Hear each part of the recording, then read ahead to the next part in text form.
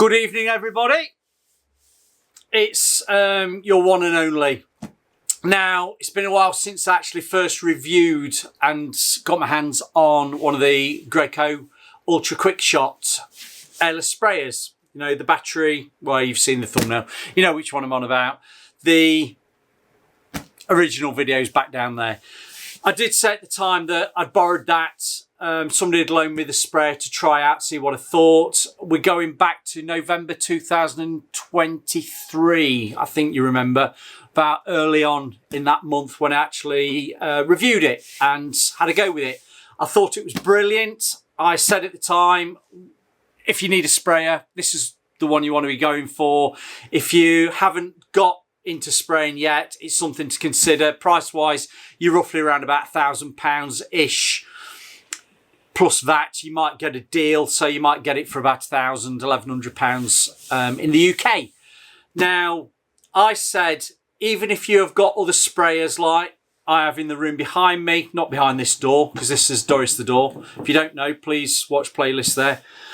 In my storeroom at the back, I've got other sprayers. Now, even though I've got bigger airless sprayers, I've got smaller airless sprayers, I've got HVLP sprayers, I think this is something that you would add to your collection. I know the word is collection, because if you're into spraying, you'll more than likely have a collection of sprayers. So I've managed to get my hands on one a little bit after the time that I had to give the one back, but I have managed to get hold of a brand new one, which we've bought, and I thought before we start using it and spraying with it, let's just do an unboxing video to actually see what you really get in it. Now, I've only opened the sellotape to make it easier to lift the lid on it, like that. So I'm going to go through it literally. I'll try and angle the camera down so we can see it as I bring it out and just talk you through the bits and pieces. And also, if you are looking at buying one of these sprayers, I'll just give you some, we call it nuggets of information about spraying and bits and pieces that you might want to know. So let's just go through it now. Let's try and angle this down, and you might not see my face, but we will be going through this in little bits and pieces. Right, so we're opening it up. Loads of pictures on the top. It's nice to see pictures. So let's talk it through now. We've got interior and exterior use. It's the most common things that you're using it for in interiors. You've got your, I'm going to be using the word trim because there'll be by people in America that are watching. We've got doors, trim, woodwork. You've got cabinets. And if you're doing anything like, I know in my house, you'll be seeing a video soon where I've had alcove shelving and cabinets fitted around a chimney breast fireplace. It's ideal for spraying that sort of thing. It mentions about mouldings and trim. This is also very good if you're in the UK and you've got ornate decorative plaster coving. This is something that you'd probably be easily painting that sort of thing with. So you've got your trim and your woodwork. Don't forget your accent walls. This can be spraying a certain amount of wall area and ceiling area, but if you are doing lots of that sort of work, you really want a bigger dedicated sprayer. I won't be using this every single day to be spraying walls and ceilings out. Right, going on to the outside, common sense. You've got your garage doors you can be doing. You've got your outbuildings. If anybody's got some fancy office outside, what do we call them? Home offices, you know, the log cabins and bits and pieces, even if they're in that composite material and you need to repaint, this would be ideal for doing that sort of thing. And don't forget, you can also use it for deckings and railings and your fences and all your furniture like that. So yeah, I mean, it's common sense what you can use it for, but let's get into it, what you get. Right, you've got it in a box and you get it out, and you've got a nice, lovely bag. This is a lovely bag you could go to your sports centre with if you wanted, because it's that sort of quality material. You open it up, and as I say, this is the first time of opening this because I've only just bought it this last week. Right, take the packaging out. Right, you've got your charger because you've got DeWalt batteries. Your chargers are there. And charging times all probably depend on what batteries you've got, but the batteries that come with it, I've got a feeling, are they, can you remember, are they 60 to 70 minutes charging time off the top of my head? But there are light indications there to tell you when it's part charged, halfway through, and obviously fully charged. So that's there. And if you remember, you get two batteries. So let's just open one and let's just see what it is. These are the XR batteries, and they're really nice because there is a power indicator on the side, so you can actually press it to see how much charge you've still got on the battery. So that is a nice feature of these DeWalt batteries. I've got these on some other DeWalt items that I use, and having that indication there is brilliant. It's really good. So we've got batteries. Right, we've got, this is your belt and your clip for putting it on side of you like that. Can you just see? Got that. Don't forget your bedtime reading. You've got your instruction book and bits of paraphernalia with that. We spoke about this in the last video about make sure you always read your instructions, particularly if you are unsure about using sprays for the first time. You have got the quick start guides as well that you want to keep in the bagging with you as well. This is really good for you to understand it because it makes it plain and simple in layman's terms with plenty of pictures. It's also in multiple languages, so if you are fluent in another language other than the main one that everybody wants to be speaking in, English, hopefully, it's all there. So that's there, and there is also a paper photocopy as well as that nicely shiny wipeable, do we call it a laminate finish? Yeah, you know what I mean. Right, let's get the gun out. That's in the packet. You see that? Now it comes with 410, it's the fine finish low pressure. You've got a 515, and I believe the other spray tip is, if I can find it, it's in there. Let's get it out of the package and have a quick look. I've forgotten, it's that long since I've had the... Yes, 410, right. So getting the gun out, you've got the tip guard on it, which is just a straightforward rack blue guard. Remember what I always say to you, before you start spraying, undo all these couplings like this. And what do? Put some Vaseline around these threads there, or just on the threads on the inside. You will thank me later, because if they get paint around them and they start sticking, it's nice to know that there's a bit of Vaseline that aids the taking off and putting back on. But yes, you come in this kit, you get two fine finish spray tips, low pressure. You've got a 514, which you would be spraying your accent walls and a little bit of ceilings and bits and pieces like that, your covings. But you also get in the packet, for your fine finish smaller stuff, you've got, when I say smaller stuff, spraying more thinner paints, you've got a 410. And if you don't know about spray tips and understanding those, please have a look in that corner there, because I explain it. While I've got this little packet out, it's got the accessories, and I call them accessories. These, that's the mesh filter that goes in the pot. We'll talk about that in a minute. And there is a spare rubber bung as well, which is the top of the cap. We'll come on to that in a minute as well. So yes, you've got two spray tips, your 514 and your 410. Now, with this setup, you can go to a 16, and the smallest you can go to is an 08. So when I talk about that, it would be possibly, if you're using fives, it could be 516, it could be a 508, it could be a 208, a 308, 408, 416. So you get what I mean. It's the orifice size. It's the size of the hole that the paint goes through. The bigger the number, the bigger the hole. The smaller the number, the smaller the hole. So that's it. You can go smaller. And when I've demoed this previously, I've gone with 310s, 308s, 208s and things like that. So yes, you've got the gun, which is a 1.8 meter hose connected to the unit. I'll get this out of the bag. There's a nice instruction book on your DeWalt batteries as well. So let's just move, I'll tell you what, let's put that out of the way there.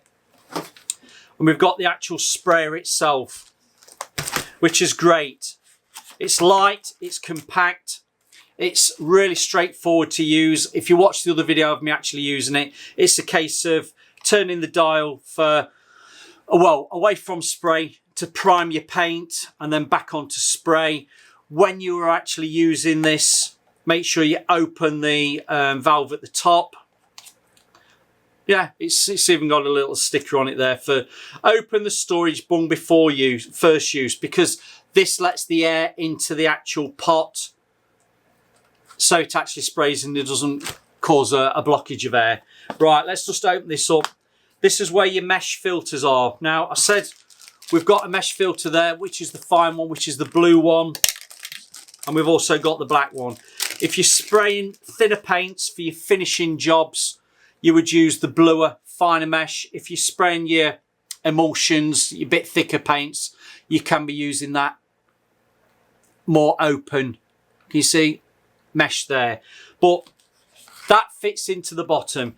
Now, if I was spraying with this after we're doing a demo with you now, I would put in the fine meshing to stop any little bits through, because I'd probably be spraying with a smaller tip than that. Just put that away. I'd be probably spraying with a smaller tip than a 410. I might be spraying with a 308. So I need to make sure I catch any sediment bits. Right, this unclips now. When you're cleaning out and removing it, it's probably a bit stiff because it's brand new. It is. Right, press that little catch there and just uncouple it. That takes you the pot off. So if you're cleaning and washing out, the pot's there, and you can see that it's clearly been tested from factory, because there's a little bit of moisture water in there, and if I smell it, it might be some pump armour or something like that through it. But again, this, you just clip back into place, you hear it snap on the locking system, and away you go. You would fill your paint up in there, put the lid on, open the rubber, well, silicone valve on the top, keep that open for spraying. Then you would turn it on, making sure you're in a prime position with the battery. The battery would be clearly connected to the back there, and you would be priming your paint through before you start actually spraying. Now, we say about spraying, how do you regulate your power on your sprayer? Well, you've probably seen the previous video, but I'm just going to show you on there. It is on the back of the gun. Now, the ideal number to be spraying at is, I'm just going to get it, is 5. 5 seems the one that sprays really nicely. If you need a little bit more power, you turn it up, and obviously 10 would be the most powerful. You don't want that because you'll get a load of overspray. But if you go back down to 5, you'll probably find that's about the right spray pressure that you're actually spraying with. Any less, you'll probably notice tails, but don't forget you could get tails from having your paint consistency wrong. So obviously weigh up how thick you need your paint. If it needs thinning because it's a little bit thick and it's giving you tails, you might want to thin your paint slightly and make sure that you've got enough pressure, which would be hopefully 5. Any less, you could get tails and it doesn't spray. Too much, you'll find that you've got too much power going through and you'll get bounce back.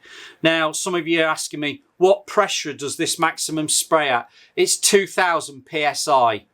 So is that about 180? No, 2000 PSI is around about 138 bar, is it? I think off the top of my head, but it is a 2000 PSI unit, which is ideal, because if you are spraying with the finer finish tips, you might find you're only spraying at about 1000 PSI, might be slightly less, which is ideal. You'll know which is the right pressure to be spraying at, because you won't be getting any tails and you'll be getting a nice fan pattern and a nice feathered edge from that fan pattern.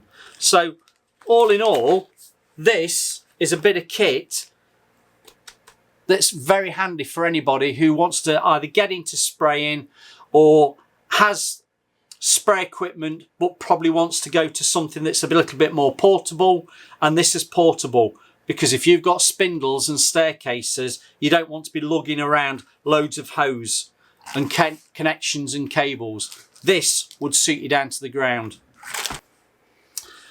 I hope I explained that quite simply, what you get in the box and a few bits and pieces for spraying, helping you understand what you'd be doing with this when you're spraying and what you need to be connecting up. Just remember, read the instructions, because you need to prime it, get the paint going through. Once you've got the paint going through nicely, and again, please watch that video because I explain all that for actually spraying. This is just really an opening unbox video. But once you've got it primed, you can turn it to spray and away you go. This doesn't need a clean shot on the end to stop any tails or spits, because the beauty of this is it's an electronic spray gun and it automatically shuts off. Technology in this automatically shuts that needle off so you don't get any spits and spurts and tails on your spray when you're spraying. But because this is an electronic spray gun, i.e. there's electrics in there, what I would say to you is make sure that when you come to store it or pack away at the end of the night or whatever you're doing, don't drop that in a bucket of water, because the electronics in there aren't going to thank you for it. They're not going to thank you for it. But all in all, I think I've probably touched on everything that you get in the box. The batteries, your sprayer, your spray tips, and any other accessories. The only thing that I do want to just mention, and it doesn't always apply to me because I actually spray water-based, you're going to come into the, you're going to go through all the bags and you're going to find that. And you're going to say, what is that? It's a plug. Can you see? It's a plug with an earth cable on. This earth cable connects to the bottom. Can you see that screw there? It connects to the bottom there. Now, if you're spraying solvents, oil-based paints, things that are flammable, always best to earth your sprayer, because the static build-up can actually create an explosion.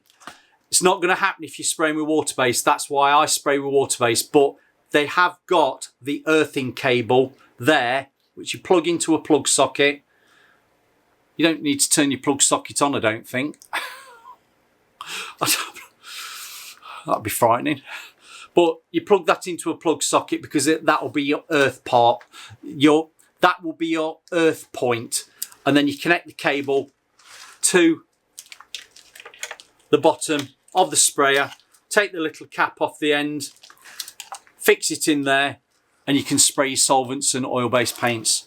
But if you're spraying water-based, like I would say probably 75, 80, 90% of us, 99% of us are now, you're not going to be needing that. But keep it in the bag just in case. So on that note, thank you for listening to me. I kept this under 20 minutes. Any questions, just ask. And I will say, all the people that are sending me super thanks, which there's a button below, and also buy me a coffee, it's very much appreciated. I love you all.